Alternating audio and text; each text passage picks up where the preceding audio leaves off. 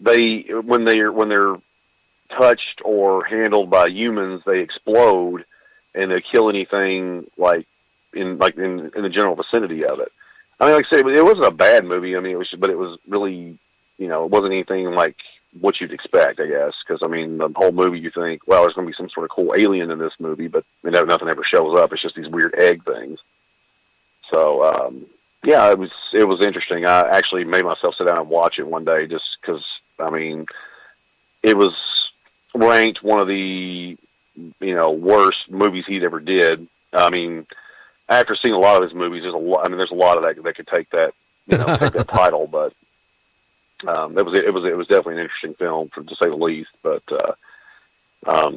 yeah, I mean, a lot of the Italians loved the alien movies and things. There's a lot of different I guess variations that they come up with, and some are worse than others, but yeah, and like Independence Day, I loved Independence Day. I thought it was really good.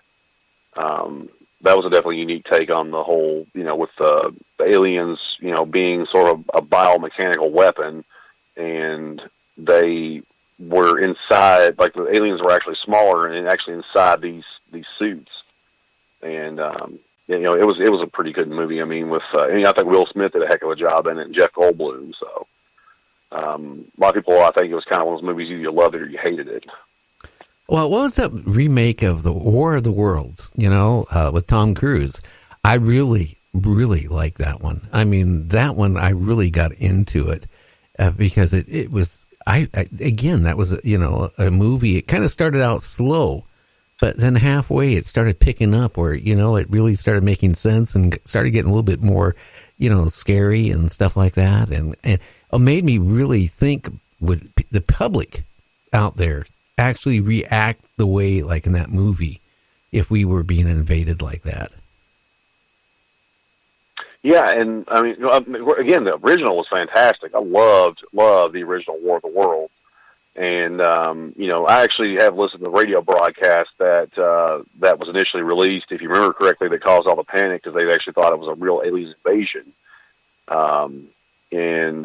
It was back in, I guess back in the 40s, I want to say. It was back when radio was still kind of the main form of communication. Late 30s.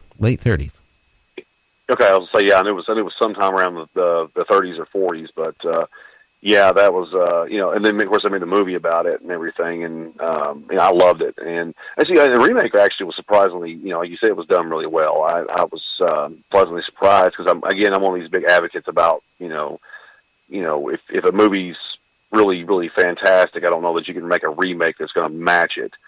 And then there was Invaders from Mars. I saw the 80s version back when I was a kid, and liked it. I mean, it was scary, sort of Invasion of the Body Snatchers type movie. And I wasn't aware that was actually an old movie. Like there was one made in the 50s.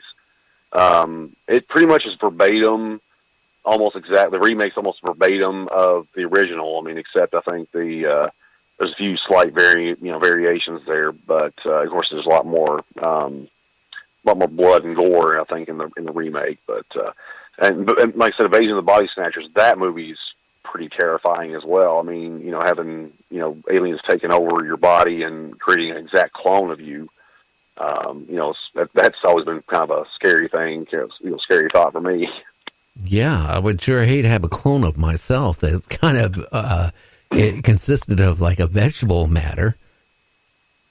I mean, you've seen the Invaders from Mars where they put the little chip in the back of their necks and everything and control them. I have not seen that one. No, I have not. Yeah, I would recommend. I mean, and really, either one of them actually are both of them are really good in their own rights. I mean, you can't really go wrong with either one you watch. But these creatures crash down from Mars and they burrow into the Earth, and people start snooping around trying to figure out what happened. Saw a meteor fall, and they get sucked into the sand pit, and the invaders or the Martians start implanting chips in their neck, and it's like mind control type thing. And so they send them out, and of course they capture the police and some of the mayor and other people, and start, sending them out to capture other people and bring them in. And, that's their whole, invasion plot is to take over through mind control. And, of course, naturally, there's a spunky little kid that figures this all out and has to call in the military. Now I remember about that. They're kind of like out in a farm. Yes. Yeah. And now the remake had more sinister looking Martians. Now the 50s one is, like you said, it's kind of laughable. It's got two guys wearing what looks to be some kind of a green felt outfit, and then then you have the little guy with the tentacles and the big swollen head or whatever, the big brain that they carry around in a glass jar. In the original 50s one, which, like I said, was pretty laughable at the time, but yeah, I mean those movies, those particular movies always kind of struck a nerve with me with the whole mind control or the cloning type thing. That was always something that was pretty scary for me. I mean, even now it's still kind of a bit unnerving because you don't know that what if something like that's already happened, and that's we our officials and things have been replaced by some sort of an alien clone. Well, it's a possibility. I'll be honest with you, Jason. Doing this whole month of aliens and UFOs, one of my guests was Timothy Cullen. He was abducted back in 1978. He had an implant. It was in his wrist. Dr. Roger Lear, surgically removed it. The implant, it contained, some weird membranes around it, but it was made kind of like out of silver. But the compound of how it was formed was nothing that could be done on Earth, and that was the intriguing part. And what really frustrates me is I get so many people that come on my show and they say aliens are here to protect mankind. And they're warm and fuzzy. Well, would they really be warm and fuzzy if you're sleeping in your bed at night and all of a sudden you're abducted and, you ended up in some spacecraft and they're experimenting with you? And then if you're one of the unlucky ones, they dump your body off somewhere. Well, and that's kind of those things where, as far as from human standpoint, what's the first thing we do when we find something that we don't understand or is not, it's not the norm? We experiment on it. We cut it open. We look at it. We dissect it. We try to figure out, what makes it tick. So, naturally, if we have a superior race of,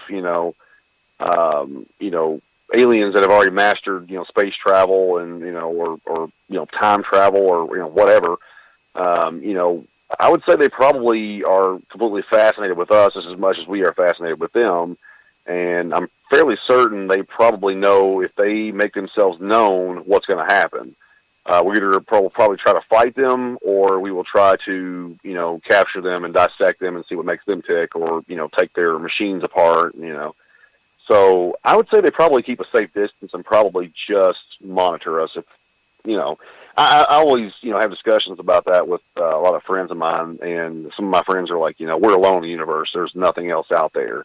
And I find that really hard to believe. There has to be some other form of life out there that, they've even found bacteria living on other planets. Like on Mars. On Mars. Earth, Yeah, Mars has got, bacteria and things that exist. Which in itself is scary. Because what if they bring this stuff back to Earth and and it wipes out half of mankind? We don't know what it's going to do. Now, look what happened to the Indians and all that stuff when the Spaniards and stuff went through South America and all that stuff, to get the gold and stuff like that. Look what happened. The common cold and all that stuff killed off how many tens of thousands of the natives. Yeah, exactly. What, the bacteria there may be dormant or, completely harmless, but now, that, of course, at the same time, who knows? Maybe Mars at one time had life. They already kind of, suspected that there was life there at one time. What if this bacteria wiped out them? And, basically lying dormant, waiting for, us to pick it up and carry it back here. Well, maybe we'll make a B movie of it, before it's all over with. Maybe, I don't know. It's scary. I mean, to think that something like that could exist. We could be, inviting, the end of mankind just because we're curious about, hey, there could be other life out there. Well, I honestly, I do believe there's life out there. We'd have to be pretty naive to think that we're the only ones of, anything. And, like when people start telling me that, we're the only ones, I start asking them a big question. I said, do you believe if the earth is flat? And then they'll come back, and some of them will say, yeah, the earth is flat. Most of them will come back and say, no. Well, then you have to look at, if you think we're the only ones out here, on our planet, when there's tens of thousands of planets out there, and it continues and continues on, we're just the new kids on the block. And I really do feel this planet has been rebooted 2 or 3 times. So, I mean, you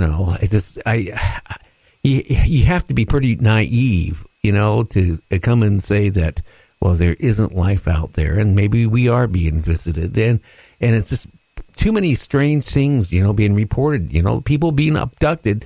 Again, like Whitney was abducted, had an implant in him. Timothy Collin had an implant with him. There's a lot of people actually had implants that were removed.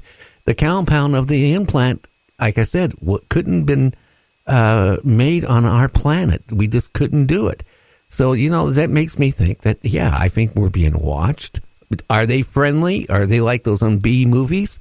There's a possibility that some of the races out there watching us could be just as bad or worse than that monkey with the fishbowl over his head. Well, I mean, it's funny you mentioned that because a very dear friend of mine was talking about a book that she was reading, and it's basically covers like more or less the abductions and things, like people that go missing, but not missing as in like, well, I'm just going to go out of Mexico type missing, but like strange lights, like the tractor beams, abductions and things, because she was telling me about a particular story about a hunter that was, and he apparently grew up in this area, knew it like the back of his hand. He hunted there all the time, and just one day just disappeared. And they, obviously went for a manhunt, thinking, okay, he's probably got attacked by an animal or something. Something has happened. He's fell, broke broke both of his legs. Something. There's got to be a logical explanation for it. Well, they found like his rifle. They found his clothes. They found, his hat. They found the things that he owned, but never could find him. And, his truck was still there. The dog that he took with him was still there. And he just was gone. Like he just disappeared from the earth. And then like a few months later, they found his body like several counties over, and he was dead, but he was almost preserved. Like he just died. And there was all these weird like marks on him. But it was almost like surgical marks, but it wasn't like, the surgery, like the stuff that, like the kind of surgery we perform. It was very complex. And, I was like, wow,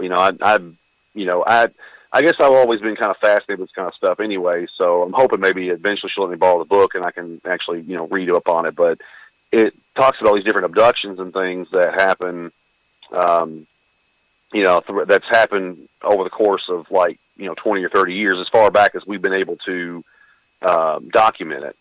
And it's scary. I mean, it's a lot of stuff. It's crazy, some of the stuff that you see in there. I mean, like these people that just disappear, and then some of them come back and have no recollection of what happened. And they can remember a bright light, and then they remember just waking up somewhere and don't know, something something has been cut open or removed or implanted, and they don't know what happened. They don't know, where it came from. And the doctors, obviously do examinations on them, and, are like, this is not anything that we, as humans could accomplish. This is a far more complex, type of surgery or